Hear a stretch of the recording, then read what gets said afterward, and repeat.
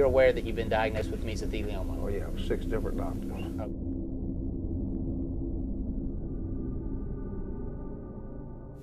I had calcified asbestos in the lower 3 inches of my lung, the left lung.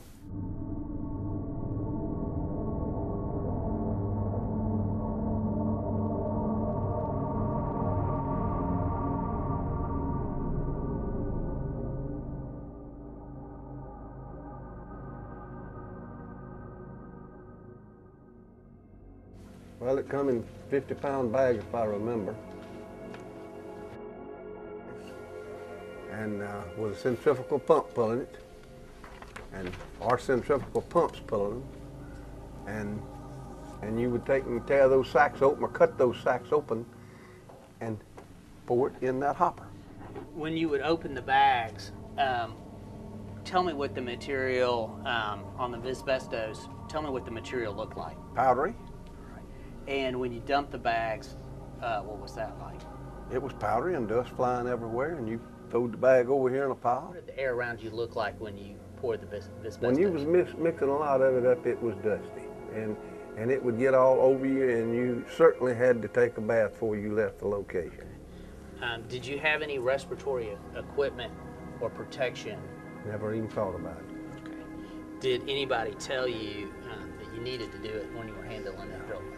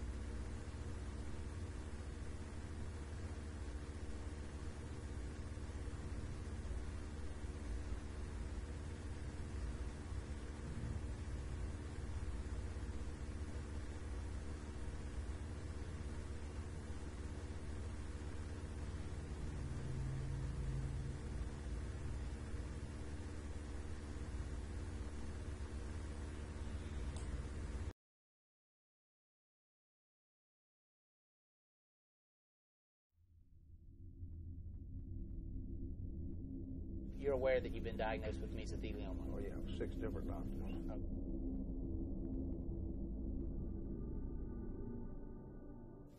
I had calcified asbestos in the lower 3 inches of my lung, the left lung.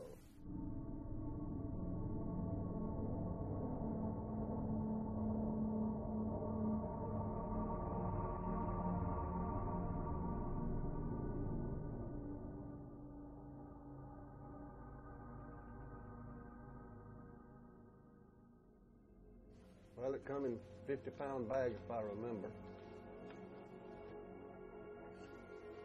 And with a centrifugal pump pulling it, and our centrifugal pumps pulling them, and you would take and tear those sacks open or cut those sacks open and pour it in that hopper. When you would open the bags, tell me what the material on the asbestos, tell me what the material looked like. Powdery. And when you dumped the bags, what was that like? It was powdery and dust flying everywhere, and you threw the bag over here in a pile. What did the air around you look like when you poured the asbestos? When you was mixing a lot of it up, it was dusty, and it would get all over you, and you certainly had to take a bath before you left the location. Did you have any respiratory equipment or protection? Never even thought about it. Did anybody tell you that you needed to do it when you were handling that bill?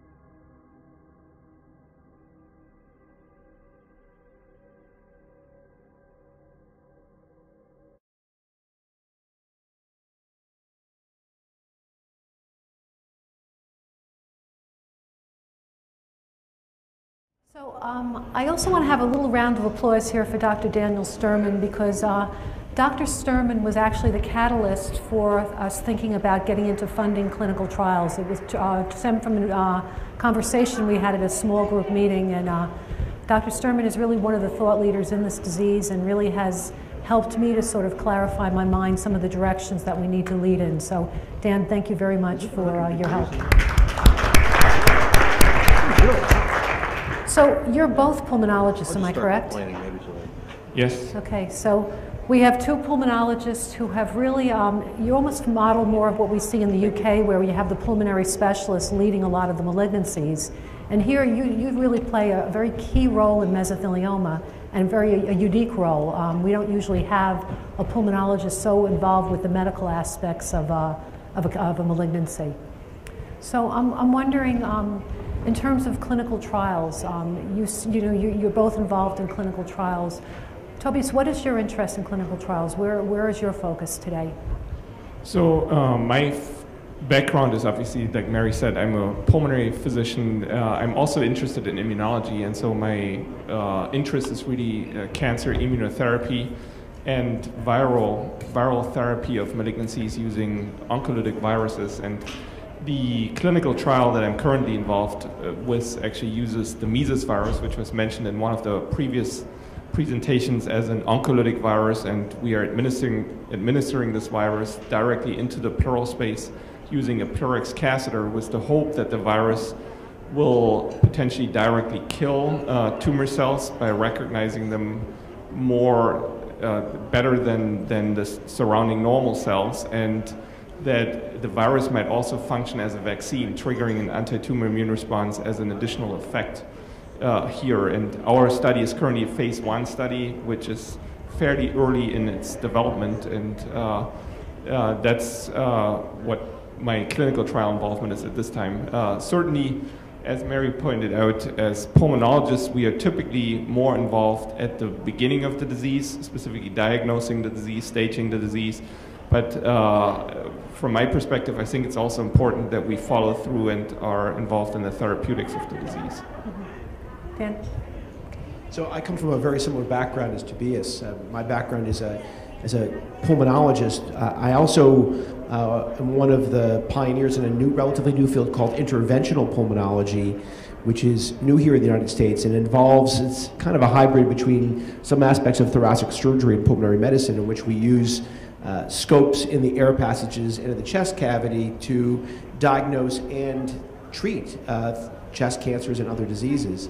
And my interest is in combining some of the things that Tobias said, which is the ability to deliver novel treatments, often which involve stimulating the body's immune system to fight cancer, and then using some of these other instrument-based techniques, the scopes, into the lungs and into the chest cavity, into the pleural space, to both deliver and monitor the benefits of therapy. So I'm a plumber, but I'm a plumber that has an interest in what's going on inside the plumbing. Mm-hmm. And my goal is that we work together as a team. I think that the answers to mesothelioma are not going to come from one discipline. It's not going to be just from surgery or just from radiation therapy, just from medical oncology. So I think that pulmonologists are used to working as part of a team. We often have to take a team approach to diagnosing patients and managing them, and so that we fit in very well to the team that's going to manage patients with mesothelioma, both in the fact that we can help with the diagnosis and the staging of the disease, as well as helping in guiding the best therapies. And it's always good, I think, to have a pulmonologist on board if you're discussing, for example, surgery or radiation therapy, because underlying lung function is going to have a great impact upon whether or not a patient's going to be a candidate for an intervention. A patient may be a perfect candidate for surgery, but may not be someone who could survive the surgery from a lung function perspective. So I think our general pulmonary skills do come in handy, even though we're very interested in the scientific side. So, Tobias, I wonder if you could just the basics. After an extrapleural lumenectomy, how does a patient breathe? Could you sort of explain, how the other lung will take over, and sort of some of the changes of, what are patients to expect following that type of a surgery?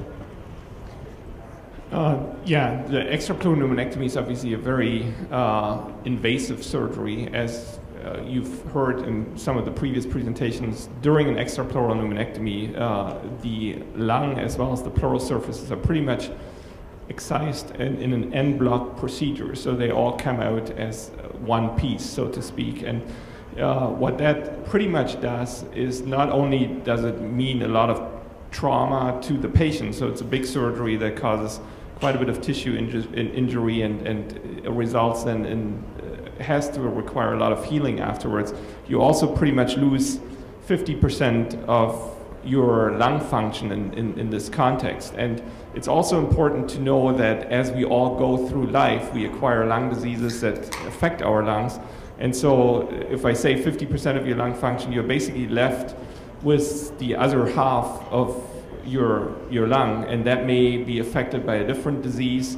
For instance, some patients smoked during their use, and they may have COPD or emphysema, which may affect the other lung. So it may not be exactly 50% of the ideal lung function. So it really drops your lung function quite a bit and causes, in that context, your functional status to potentially deteriorate, and in some situations, patients to be left with a functional status that would be very difficult to maintain their quality of life and potentially require oxygen.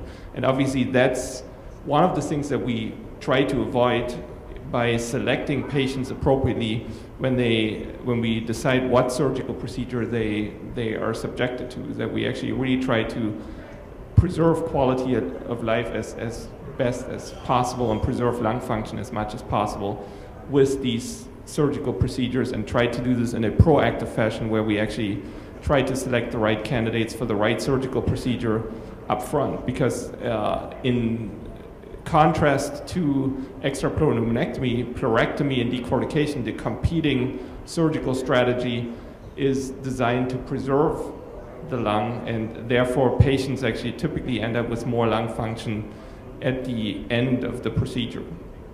But I think it's important to recognize that it is a dramatic